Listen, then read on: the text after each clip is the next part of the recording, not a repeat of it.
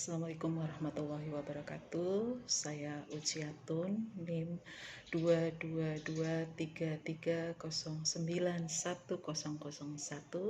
Pada hari ini saya akan mereview pertemuan kedua mata kuliah metabolisme gizi mikro yang telah disampaikan pada hari Selasa. Dan hari ini saya ingin menyampaikan review tentang metabolisme vitamin larut lemak. Teman-teman, vitamin adalah suatu molekul senyawa organik yang dibutuhkan oleh tubuh kita dalam jumlah sedikit dan disintetis oleh tubuh pun sangat sedikit, dan kalaupun ada biasanya jarang yang bisa disintesis oleh tubuh. Kalaupun ada, itu sangat sedikit. Vitamin apa saja sih yang larut dalam lemak? Kita tentunya sudah tahu. Di antaranya adalah vitamin A, vitamin D, vitamin E, dan vitamin K. Untuk pertemuan kali ini kita akan bahas dua vitamin yang larut dalam air, yakni vitamin A dan vitamin D.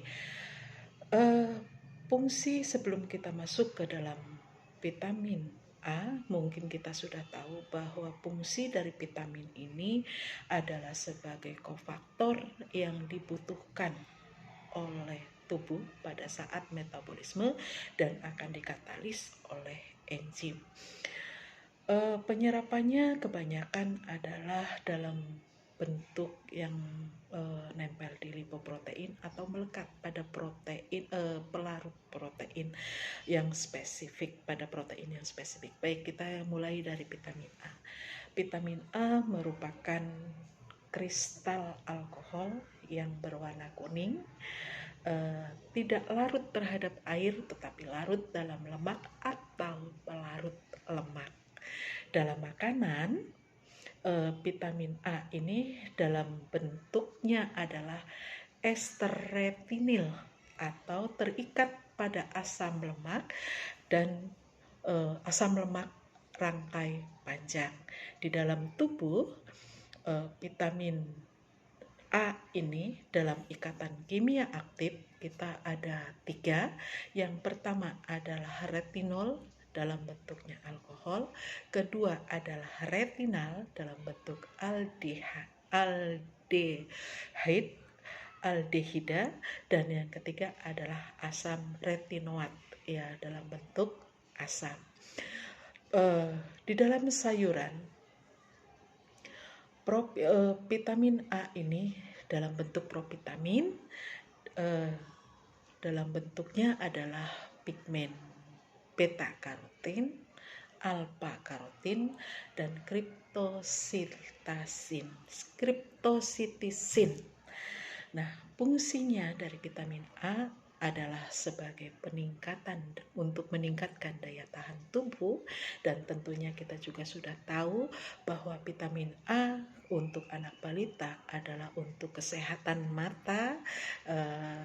Artinya kita untuk mencegah kesehatan mata di bulan Februari dan di bulan Agustus untuk balita biasanya akan mendapatkan kapsul vitamin A sesuai usia, yakni untuk anak 6 sampai 12 bulan itu akan mendapatkan vitamin A biru dengan kandungan 100.000 unit internasional, dan untuk usia 12 bulan sampai 5 tahun akan mendapatkan vitamin A dengan dosis 200.000 unit internasional.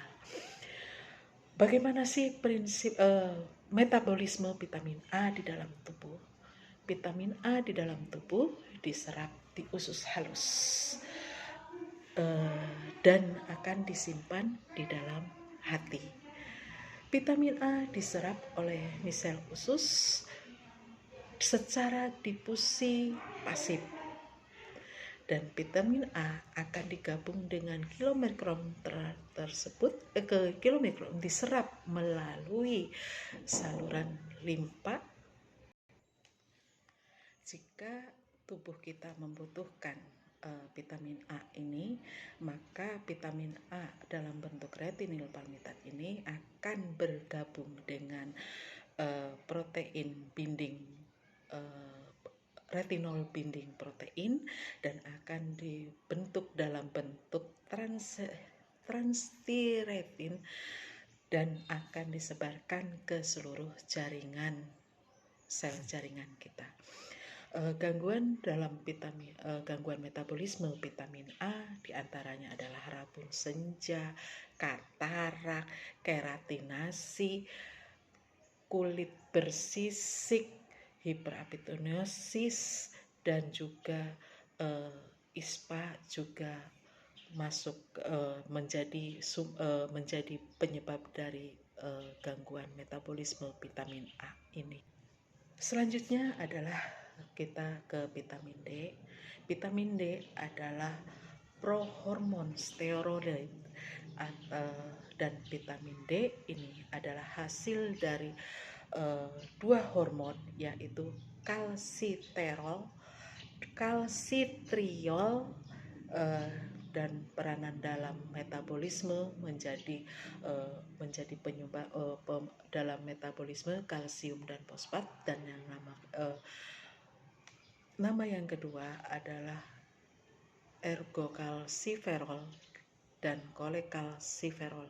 Ergokalsiferol itu atau vitamin D2 itu akan aktif di dalam tumbuhan dalam bentuk gugus hidroksil, dan biasanya di dalam hati itu akan bentuknya adalah 25 hidroksi vitamin D yang kekuatan aktifnya adalah 5 kali dari vitamin D3, sedangkan di ginjal atau kolekalsiferol itu dalam bentuk 1,25 hidroksi vitamin D dan kekuatannya adalah 10 kali dari vitamin D3. Metabolisme vitamin D, kolekalsiferol atau D3 dibentuk di bawah kulit dan akan dibantu oleh sinar matahari. Dan pembentukan metabolisme vitamin D ini dipengaruhi oleh yang pertama adalah dengan intensitas